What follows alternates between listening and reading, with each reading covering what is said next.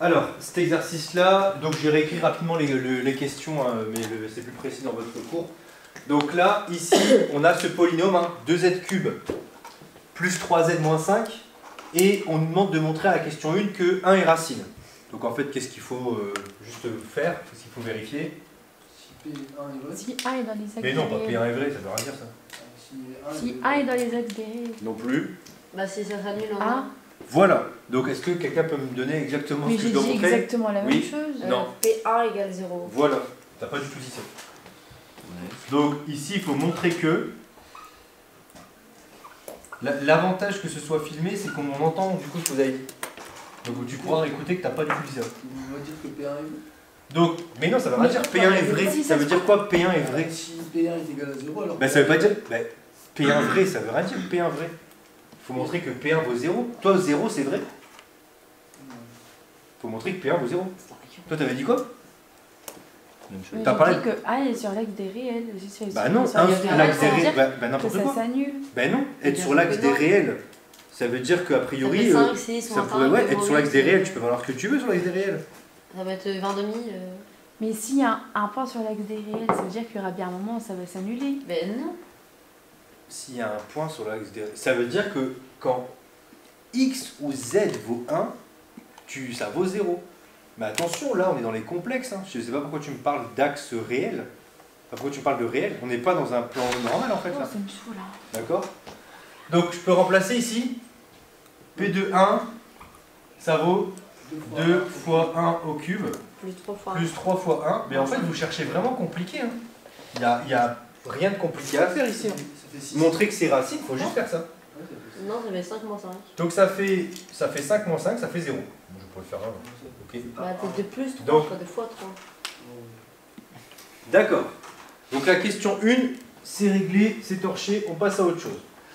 Maintenant, qu'est-ce qu'on doit faire? Bah apparemment, il faut montrer, il faut déterminer ABC tel que, donc c'est des réels hein, qu'il faut démontrer, enfin il faut déterminer, tel que quoi? Tel que PZ soit égal à Z moins 1. Z moins 1 AZ carré plus BZ plus C. Déjà, pourquoi c'est bien cette forme-là? Parce que... Oui, vas-y. Mais je peux pas dire une connerie. Non, vas-y, dis. Mais ça veut dire que si après on fait égal à 0, ça fait équation de produit nul. Du coup, c'est plus simple de calculer. Non.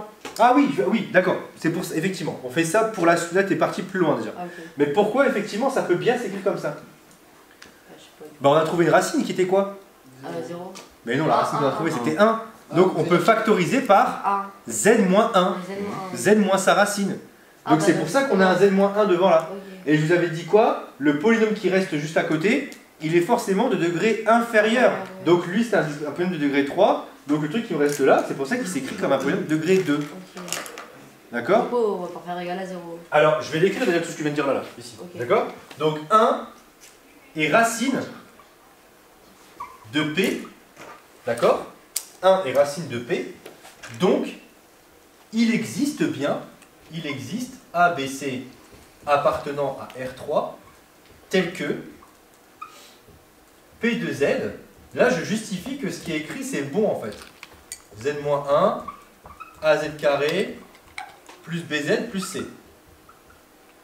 Donc ça veut dire qu'a priori, c'est vrai, ça marche bien. D'accord? Vu que j'ai le droit de le dire, je factorise par une racine, donc ça marche bien. Au cas, je rappelle que ça veut dire il existe. Hein. Oui. D'accord? Oui.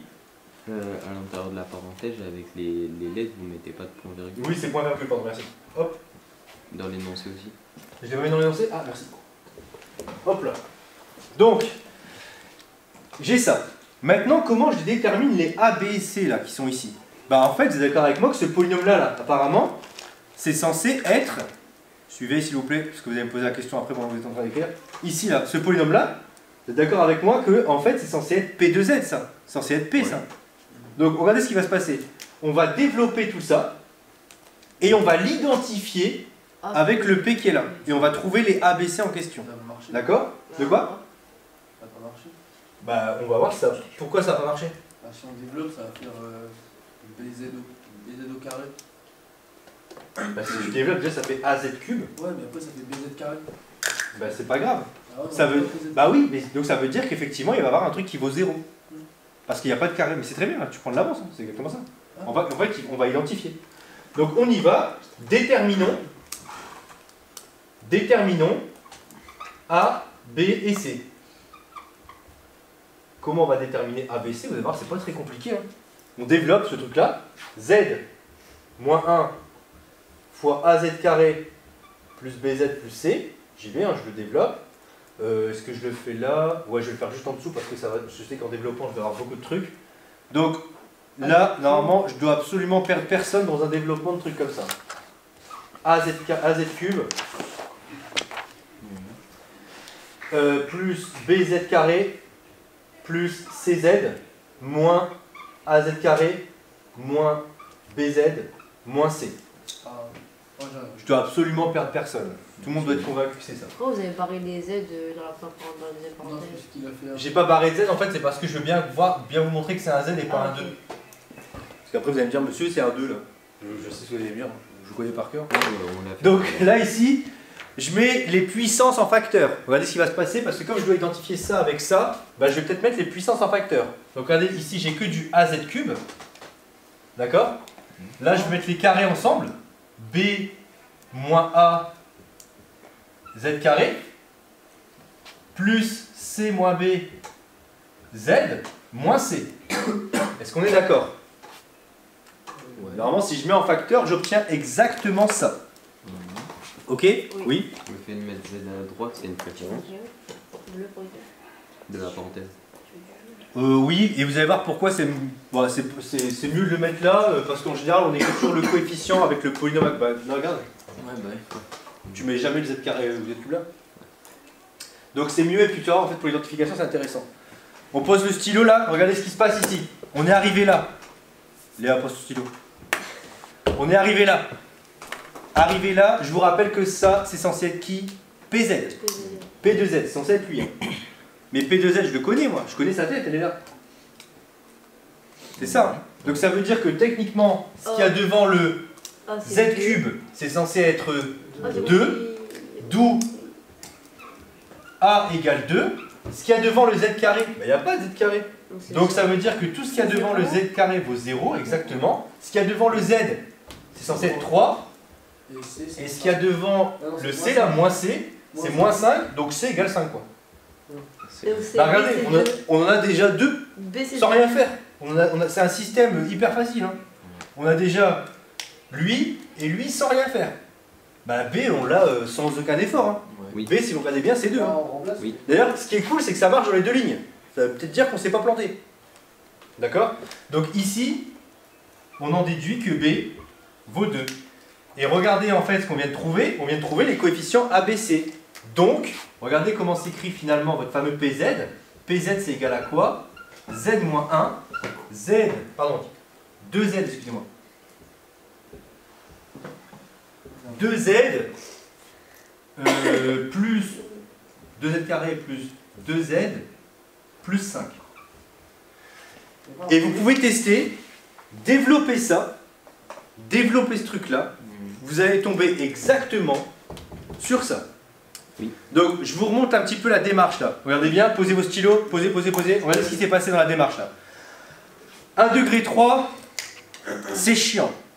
1 degré 3, c'est chiant. Mais il y a une racine facile. D'ailleurs, au passage, les racines faciles à trouver, elles se situent souvent entre moins 2 et 2. C'est soit moins 2, soit moins 1, soit 0, soit 1, soit 2. Quand on vous demande de trouver une racine évidente, c'est dans ces 5 valeurs-là. N'allez pas ailleurs.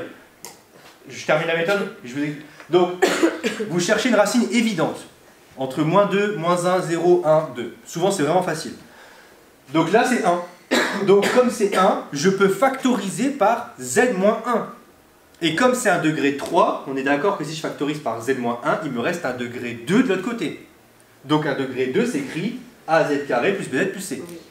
Et maintenant, il faut que je trouve les ABC. Bah, comment je fais? Bah, si ça s'écrit comme ça, quand je développe tout ça, je dois reobtenir ça.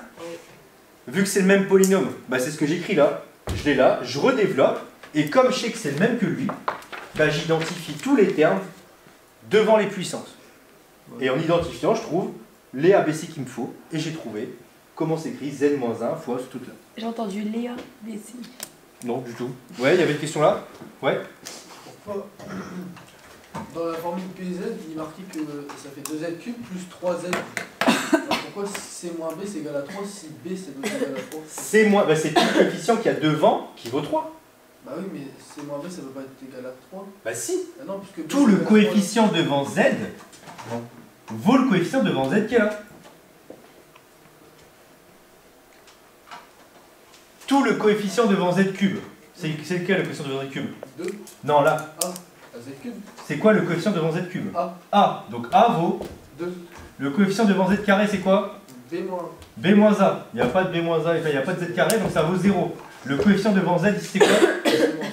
C'est quoi le coefficient devant Z ici? 3. 3. C'est moins B égale 3. Ah, d'accord pour le PS3. C'est tout?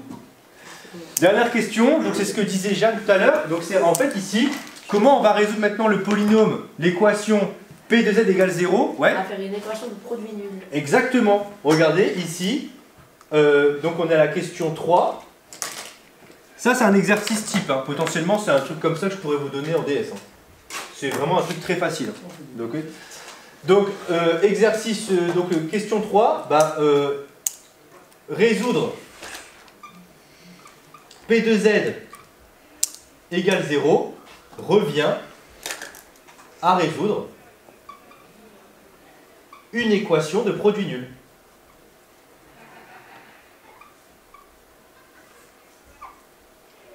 De produit nul. Hein. Et donc, on a déjà une solution. Hein. Z-1 égale 0, bah, ça fait Z égale 1. D'où Z-1 égale 0.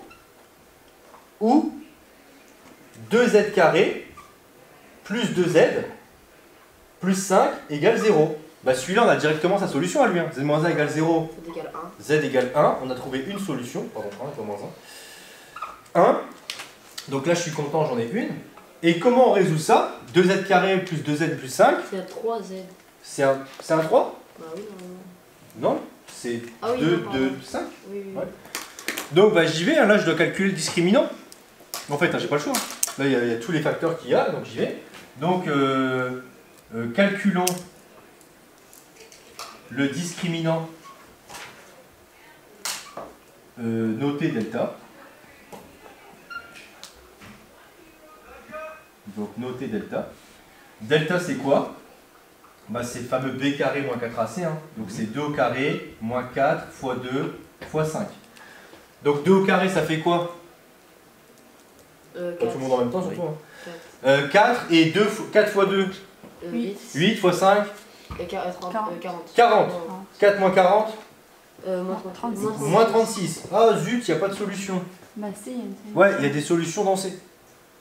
D'accord? Faut arrêter de dire il n'y a pas de solution là. Donc, les solutions. Est-ce qu'on précise que les solutions ne sont pas dans les réels? Bah, Les attends, solutions complexes. Les solutions complexes sont 2 points. Z1. Mais est-ce qu'on a le droit quand même de préciser que ce n'est pas dans les Bah, réels? si tu dis les solutions complexes, c'est que tu réponds à la question. Tu vois ce que je veux dire ou pas? J'ai peur que. Oula. Voilà la première solution. Donc je vais aller jusqu'au bout à cette solution-là. Donc ça fait quoi? Je vais arrêter les notes. Moins 2. Ça fait quoi racine de. C'est quoi valeur absolue de moins 36? 6. 36. Racine de 36? Ah, 6. 6. Super. Donc ça fait moins 2 moins 6i sur 4. Si vous n'êtes pas trop normalement Moins 2. l'autre trop lent, ça fait moins 1 demi moins 3i. Oui. Et l'avantage, c'est que Z2 c'est quoi? Bah, C'est Z1 bar. Ouais, c'est dire pareil. Et donc ça fait moins 1 demi plus 3i. Et vous avez trouvé vos 3 solutions. Donc vous avez la première qui est là, la deuxième qui est là, et la troisième qu'on avait trouvée juste avant. Donc finalement, votre polynôme s'écrit par les solutions de l'équation PZ égale 0 sont 2 points. Alors on va plutôt dire sont. Oui, les sont 1. On a qui d'autre? Moins 1 demi, moins 3i, et 1 demi plus 3i. Moins 1 demi. Moins 1 demi, c'est ce que j'écris. Et donc, remarque, je mets une remarque à la fin. On a aussi on aurait pu factoriser le polynôme comme ça. Regardez bien. On a aussi qui? On a quoi? On peut mettre 2 en facteur, là tout devant. On a P de Z qui vaut quoi? Qui vaut 2 facteurs de Z moins 1. Z moins celui-là. Donc ça fait Z plus 1 demi plus 3i. Et Z plus 1 demi moins 3i. Voilà aussi comment se réécrit votre polynôme PZ factorisé par toutes ses racines. Il s'écrit comme ça. Oui. Imaginons par exemple au bac, par rapport à ça, mais dans le QCM, on nous donne une équation de second degré et tout, et pour nous piéger, il faut un truc négatif. Est-ce qu'en fait, dans la remarque, genre on peut réécrire dans les complexes ou quoi? On peut dire que oui, tu peux. Alors perdre pas de temps dans le calcul. calcul. Non, pas, mais genre en remarque. Mais ouais. Ok. Ouais. Est-ce qu'on peut tomber sur un réel à la fin de tout ça? Sur un réel, comment ça? Ben, si on fait tout le... Genre Z1 et Z2, ça peut être un réel à la fin? Non. Là, Si, pardon, dans ce cas-là, oui, c'est possible. Mais là, à mon avis, l'exercice a été fait pour que vous tombiez sur des complexes. Ouais, mais on peut, a priori, oui, on peut avoir des racines réelles. Okay. On peut avoir 3 racines réelles. Hein. Dans l'exercice pour aujourd'hui, c'est ce qu'on avait. On peut avoir 3 racines réelles pour Z3. D'accord? Pour un truc en Z puissance 3. Oui? Et le but de trouver P de Z égale 0, c'est pour savoir quand ça va couper vers 0? Bah, en gros, tu cherches les racines du polynôme qui est là. Maintenant, vous devez avoir un truc en tête, c'est que vous savez qu'un polynôme de degré 3, un polynôme de degré n, a au maximum n racines. Ça, on le sait, c'est dans le cours. Donc un polynôme de degré 3 a au maximum 3 racines. Je sais qu'il y en a une parce qu'il est de degré impair. Rappelez-vous, hein, en fait, c'est ce qu'on appelle le théorème des valeurs intermédiaires. On ne l'a pas encore vu, mais on va le voir en spécialité. C'est quand vous passez d'un nombre à un autre, entre guillemets, si vous passez de moins 5 à 8, bah vous avez forcément que vous êtes passé à 3. Oui. C'est un ascenseur, quoi. Si vous êtes de moins 5 à 8, vous êtes passé par l'étage 3. Votre ascenseur, il ne saute pas des étages. Voilà, c'est pareil. Votre polynôme, quand il est de degré impair, il passe de moins l'infini à plus l'infini, ou de plus l'infini à moins l'infini, ça dépend comment il est. Donc il passe forcément par 0 à moins. D'accord? Donc quand c'est de degré impair, il y a forcément une racine réelle. Donc nous on l'a trouvé, enfin en tout cas on nous la donne, et après les autres solutions, bah, il faut chercher un peu là. Il faut réécrire le polynôme d'un côté sur la forme d'un degré 2, trouver les ABC et résoudre. Ok? Ouais. Et bien ce soir.